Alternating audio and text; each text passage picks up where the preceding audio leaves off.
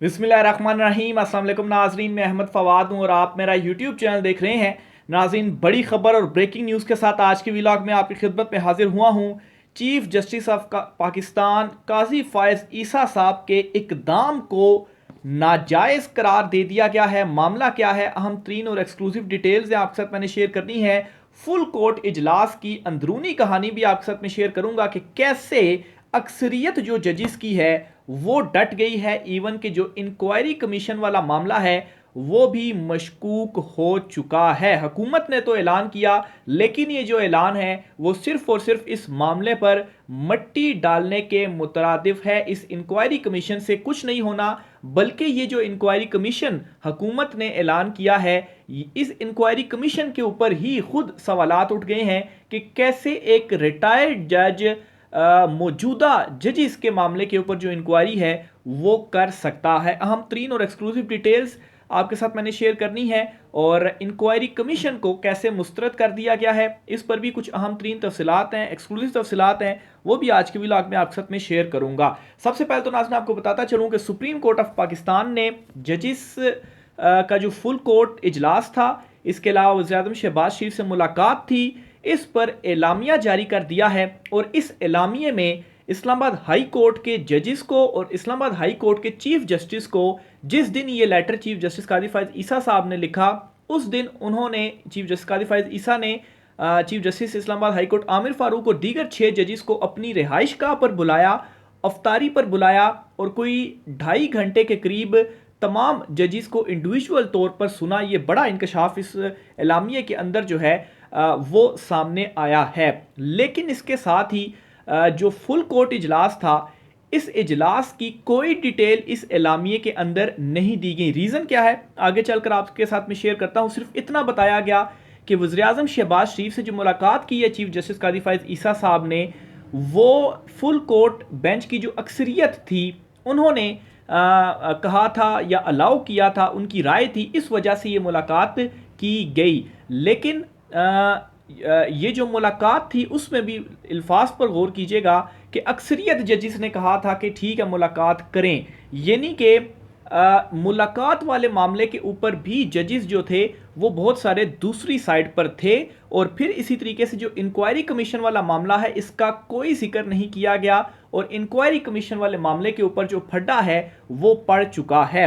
मजीद further आगे भी तफसीलात आपके साथ में शेयर करूंगा। बहरहाल जो एलामिया है इसकी डिटेल्स पहले मैं आपके साथ शेयर करता चलूँ। इस्लामिया में मजीद क्या कहा गया है। एक तो चीफ जस्टिस काजी फ़ायज़ ईसा साहब ने जो वज़ीर-ए-आज़म शहबाज शरीफ से मुलाकात हुई है, इसमें अपने ख्यालात का इजहार करते हुए कहा जी कि अदलिया के मामलात में मुदाखलत को बर्दाश्त नहीं किया जा सकता और अदलिया की आज़ादी पर किसी सूरत समझौता नहीं किया जा सकता और अदलिया की आज़ादी ही मजबूत जमहूरियत की जामिन है। ये जी चीफ जस्टिस काजी फ़ायज़ ईसा साहब के अल्फाज हैं। फिर इसी तरीके से जी 6 जजिस chief justice Islamabad high court Aamir Farooq साहब से मुलाकात की चीफ जस्टिस काजी फ़ायज़ ईसा साहब ने उसी दिन जिस दिन लेटर लिखा गया, और शाम को अफ्तारी पर मुलाकात हुई और चीफ जस्टिस साहब ने इंडिविजुअली तौर पर तमाम जजिस को सुना। एक तो ये इसके अंदर कहा गया। अच्छा, फिर इसके अलावा जी फुल कोर्ट के हवाले से सिर्फ इतना बताया गया कि तमाम जजिस जो हैं उन्होंने अक्सरियत जजिस ने वज़ीर-ए-आज़म से मुलाकात पर इत्तफ़ाक़ राय किया था। बस सिर्फ और सिर्फ इतनी बात हुई है। और फिर इसके अलावा जी ये कहा गया कि मुलाकात में वज़ीर-ए-आज़म शहबाज शरीफ ने अदलिया की आज़ादी को यकीनी बनाने की यकीन दहानी कराई और वज़ीर-ए-आज़म से जजिस के ख़त के मामले पर इंक्वायरी कमीशन तश्कील देने पर जो इत्तफ़ाक़ है वो हुआ। अच्छा, ये इंक्वायरी कमीशन तश्कील देने पर जो इत्तफ़ाक़ हुआ वो वज़ीर-ए-आज़म शहबाज शरीफ और चीफ जस्टिस काजी फ़ायज़ ईसा के दरमियान जो मुलाकात थी, इस मुलाकात के अंदर हुआ। और फिर उसके बाद आज़म तारण ने प्रेस कॉन्फ्रेंस भी की और कमीशन के हवाले से जो ऐलान है वो भी किया। अच्छा, फिर इसके अलावा जी फैज़ाबाद धरने केस के फैसले पर अमल दरामद पर भी जो है वो यकीनी बनाने की यकीन दहानी कराई गई और ये भी कहा गया जी कि चीफ जस्टिस पाकिस्तान बार मेंबरान और सुप्रीम कोर्ट बार के सदर से भी मुलाकात की। अच्छा, ये तो हो गया एलामिया। अब कुछ होशरुबा किस्म के इंकशाफात जो हैं वो मैं आपके सामने रखने जा रहा हूँ। एक तो ये जी कि ये जो एलामिया है, 2 दिन लगातार फुल कोर्ट इजलास हुआ, 2 रोज़, एक कल हुआ और एक आज के दिन हुआ। और इस इजलास की मुकम्मल डिटेल्स अभी तक सामने नहीं आई, एलामिया सामने नहीं आया। यहाँ तक कि सुप्रीम कोर्ट ऑफ पाकिस्तान ने वज़ीर-ए-आज़म शहबाज शरीफ से मुलाकात का जो एलामिया है वो जारी कर दिया है और फुल कोर्ट इजलास का मुकम्मल एलामिया अभी तक जारी नहीं किया, मासवाए इतनी बात बताने के कि शहबाज शरीफ से जो मुलाकात हुई है उस पर अक्सरियत की राय थी। एक चीज़ तो इस एलामिया के बाद क्लियर हो चुकी है कि जजेस ने इस इंक्वायरी कमीशन को मुस्तरद कर दिया है। उन्होंने इस इंक्वायरी कमीशन के ऊपर इत्तेफाक नहीं किया। अगर वहां पर भी इत्तेफाक हो जाता तो यकीनी तौर पर अभी जो एलामिया है, जब मैं व्लॉग रिकॉर्ड कर रहा हूं तो अभी तक एलामिया जारी हो जाना चाहिए था, क्योंकि शहबाज शरीफ से मुलाकात का तो एलामिया जारी हो गया, जहां पर इत्तेफाक हो गया था तो वहां इत्तेफाक नहीं हुआ, इसीलिए एलामिया जारी नहीं हुआ। अच्छा, इस पर अब ये जो इंक्वायरी कमीशन है ये कैसे मट्टी पाओ कमीशन है, इसकी भी डिटेल आपके साथ मैं शेयर करता हूं जी। एक तो इंक्वायरी कमीशन में जो रिटायर्ड जज हैं वो इंक्वायरी करेंगे, ये इत्तेफाक हुआ, और इसकी जो काबीना है वो भी तौसीक, जो काबीना है वहाँ पर जो हतमी फैसला है वो होगा। बहरहाल जी, ये जो इंक्वायरी कमीशन है ये कैसे मट्टी पाओ मामला है। क्या एक रिटायर्ड जज बतौर कमीशन सरबराह हाई कोर्ट के हाजिर सर्विस जज को तलब करके पूछगछ कर सकता है, क्योंकि पूछगछ उनसे होनी है, तो रिटायर्ड हाजिर सर्विस को बुलाकर पूछगछ कर सकता है, एक सवाल। दूसरे नंबर पर इंक्वायरी कमीशन की रिपोर्ट्स वापस इसी हाई कोर्ट में चैलेंज भी होती हैं, यानी कि इंक्वायरी कमीशन जो है उसमें अगर किसी को कोई एतराज़ हो तो वो चैलेंज भी हो सकती है, तो वो हाई कोर्ट में ही चैलेंज होती है। तो हाई कोर्ट में जिन जजिस के हवाले से इंक्वायरी हुई उन जजिस के सामने क्या वो केस जाएगा, दूसरा इंपॉर्टेंट सवाल।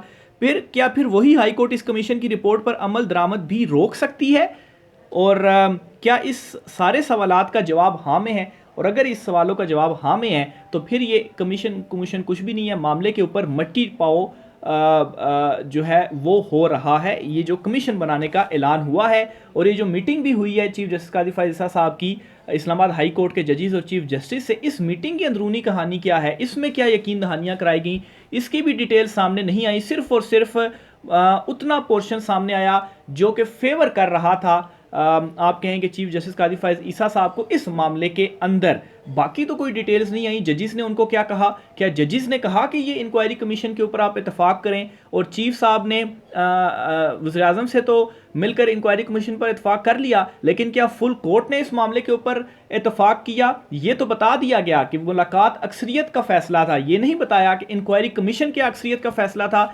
तो मतलब ये है कि इंक्वायरी कमीशन को रिजेक्ट किया गया है और उसमें मुखालफत है और फड्डा है, और मैं पहले भी बता चुका हूं कि जो हम ख्याल थे कादिर फायज़ ईसा साहब चीफ जस्टिस साहब के, वो अब हम ख्याल नहीं रहे। तो जाहिर सी बात है वो हम ख्याल नहीं रहे, तो दूसरे तो पहले ही दूसरी साइड पर थे, तो अक्सरियत कहां से आई। तो ये एक बड़ी इंपॉर्टेंट डिटेल है, और इस एलामिया के बाद अब ये मामला बड़ा खुलकर और वाजे होकर सामने आ चुका है। फिर इसी तरीके से नाजरीन, वसीम मलिक साहब है, उन्होंने बड़ी एक ख़तरनाक किस्म की जो ट्वीट है वो लिखी है, वो भी मैं आपके सामने जो है वो रखता हूँ जी। इस तमाम तर सूरत हाल के अंदर जी, इतलात के मुताबिक इस्लामाबाद हाई कोर्ट के 6 जजिस के ख़त के मामले पर chief justice Qadir Faez Isa, supreme court के चंद जजिस, chief justice Islamabad high court justice Aamir Farooq, वज़ीर-ए-आज़म शहबाज शरीफ और एस्टेब्लिशमेंट एक पेज पर हैं। ख़त लिखने वाले जजिस को ही कसूरवार समझा जा रहा है, यानी कि जो टॉप हैं वो एक तरफ हैं और 6 जजेस यानी कि आलमोस्ट सारी हाई कोर्ट और सुप्रीम कोर्ट ऑफ पाकिस्तान की अक्सरियत जो है वो एक तरफ है इस मामले के ऊपर। और वो उनका क्या है, वो क्या चाह रहे हैं, वो ये चाह रहे हैं जी कि मामला वो खुद देखें, यानी कि ये इंक्वायरी कमीशन तो मट्टी पाव हो गया, सुप्रीम कोर्ट फुल कोर्ट बनाए या लार्जर बेंच या बड़े पैमाने पर इस पर इंक्वायरी होनी चाहिए, यानी कि चीफ जस्टिस कादिर फायज़ ईसा खुद हो जाएं या उसके साथ सीनियर जज मंसूर अली शाह, सीनियर जज मुनीब अख्तर जो हैं, ये 3 रुकनी कमेटी भी हैं और ये सीनियर जजेस हैं। तो अगर ये इंक्वायरी करेंगे तो तब जो मामला है उस पर कहा जा सकता है कि ठीक है, अब ये सीनियर जजेस हैं सुप्रीम कोर्ट के सिटिंग जो कि मामले की जो इंक्वायरी है वो कर रहे हैं, लेकिन ऐसा कुछ भी नहीं हो रहा। और ये जो प्रेस रिलीज एलामिया भी है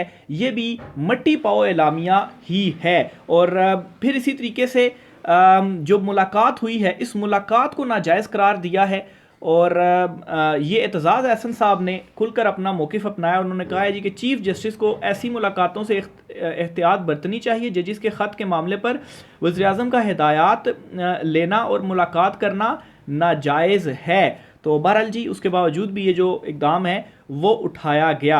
अच्छा, फिर इसी तरीके से जी बिशारत राजा साहब हैं, वो भी इस मामले के ऊपर ट्वीट करते हैं, लिखते हैं जी कि चीफ जस्टिस के मकतूल काजी वक्त के पास फरियाद लेकर गया कि मुझे ना हक कत्ल किया गया, हुजूर मेरे साथ इंसाफ कीजिए। काजी वक्त ने कातिल को ही कमीशन का सरबराह बनाकर कहा कि कातिल के कत्ल की तहकीकात करो। वाह मेरे काजी वाह।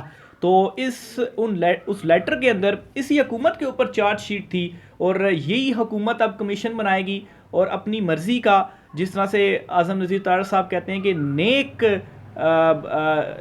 जो जज हैं या नेक किरदार के जो जज हैं या जिनकी नेक एक परसेप्शन बनी हुई है, वो जज होंगे रिटायर्ड जो कि इस मामले की इंक्वायरी करेंगे और उन पर मुश्तमिल जो कमीशन है वो होगा। अब नेक जज से क्या मुराद है, खैर इस पर जी मुख्तलिफ ट्वीट किए गए कि जस्टिस सरदार तारिक मसूद जो कि भी हाल ही में रिटायर हुए हैं वो आ सकते हैं, और इसके अलावा एक दो नाम जो है वो और भी लिए गए कि उनको बनाया जा सकता है।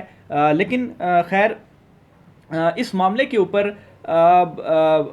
ये जो मामला है इस एलामिये के बाद हल होने के बजाय अब मज़ीद पेचीदगी की तरफ चला गया है, और अब सारा का सारा जो चीज़ें हैं वो बेस कहाँ पर कर रही है, क्योंकि चीफ जस्टिस काजी फायद ईसा साहब ने तो बता दिया है कि वो क्या करने जा रहे हैं, वो कमीशन से आगे नहीं बढ़ेंगे।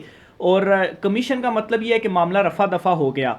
अब हाई कोर्ट के जजेस ने तो अपना काम कर दिया, अब सुप्रीम कोर्ट ऑफ पाकिस्तान के जो जजेस हैं जो दूसरी साइड पर हैं और जो इस मामले से इत्फाक नहीं करते, जिस तरह से चीफ जस्टिस काजी फायद ईसा साहब माजी में लेटर लिखा करते थे, अगर वहाँ से कोई लेटर आ गया कि हम तो इस मामले से इत्फाक नहीं कर रहे और अक्सरियत जो है वो इत्फाक नहीं कर रही थी, तो इस मामले के ऊपर कमीशन नहीं होना चाहिए, कुछ और होना चाहिए। अगर सुप्रीम कोर्ट से ये लेटर सामने आ गया जो कि मेरे ख्याल से लावा पक रहा है और बहुत जल्द यहाँ से भी फटेगा, तो फिर तो जो ये फटा है वो बहुत ज़्यादा लंबा चला जाएगा। ऑलरेडी ये जो मामला जजिस ने खोल दिया है इसके ऊपर छुपाए ये नहीं छुप रहा, और चीफ जस्टिस काजी फायद ईसा साहब ने इस तरह से बज़ाहिर लग रहा है कि उन्होंने हैंड्स अप कर दिया है, सरेंडर कर दिया है कि ये हुआ है लेकिन हम हैंड्स अप कर रहे हैं, स्टैंड हम नहीं ले रहे, और जो है वो मामला कमीशन, और कमीशन वैसे भी जिन जिन मामलों में बना है उसका क्या हुआ, वो बस कमीशन ही बना, उसके बाद कोई उसकी अपडेट सामने नहीं आई। और